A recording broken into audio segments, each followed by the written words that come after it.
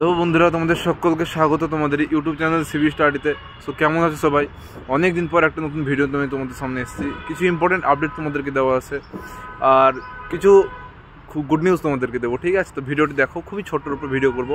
আর তোমরা জানো আমি কম ভিডিও বানাই, কিন্তু ইম্পর্টেন্ট ভিডিওগুলি বানাই। ঠিক আছে, সবার প্রথমে বলে রাখি, তোমরা যারা এসএসসি জিডি পরীক্ষা দিয়েছিলে এবং মেরিট লিস্টের জন্য ওয়েট করছো, তাদের মেরিট লিস্ট তোমাদের ডিসেম্বর মাস অর্থাৎ এই মাসেই বার হতে চলেছে। এবং তোমাদের যেটা ট্রেনিং, সেটা ফেব্রুয়ারি মাস থেকে শুরু হয়ে যাবে।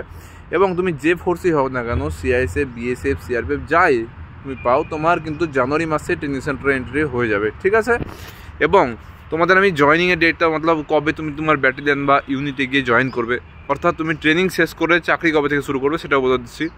2025 সালের জানুয়ারিতে ট্রেনিং সেন্টারে এন্ট্রি করছো, এবং তোমাদের ডিসেম্বরে 25 সালের ডিসেম্বরে তোমাদের ট্রেনিং খতম। 2026 সালের জানুয়ারি থেকে তোমাদের পুরো সার্ভিস লাইফ শুরু হয়ে যাবে। ঠিক, এটা চলে গেল তোমাদের যারা এখন পর্যন্ত জয়েনিংয়ের জন্য ওয়েট করছো তাদের জন্য। ঠিক আছে, এবং জয়েনিং কীভাবে করবে, কী কী ডকুমেন্টস নিয়ে যেতে হবে, কী না, সেগুলো আমি পরে বিস্তারিত বলবো। আগে মেরিট লিস্টটা তোমাদের নামটা দেখো আসছে কিনা। আশা করি সবারই চলে আসবে। আমি মন থেকেও চাই যে তোমাদের প্রত্যেকের চাকরি হোক। ঠিক আছে, সো এটা গেল তোমাদের ব্যাপার। নতুন আর একটা বিষয় হচ্ছে, যে সমস্ত আমার ছোটো ভাই বোনেরা নতুন আরও ভ্যাকান্সি যারা বেরোচ্ছে তার জন্য যারা ওয়েট করছো তাদের জন্য বলছি, এই যে ভ্যাকান্সি এটা যদি যখনই বার হয়ে যাবে, মতলব এটা যখনই রিক্রুটমেন্ট কমপ্লিট হয়ে যাবে, তোমাদের নতুন ভ্যাকান্সি চলে আসবে। এসএসসি ক্যালেন্ডার তো ডেট দিয়ে দিয়েছে, দেখে নিয়েছো। কিন্তু তোমাদের আমি বলে রাখি, তোমাদের 2025 সালের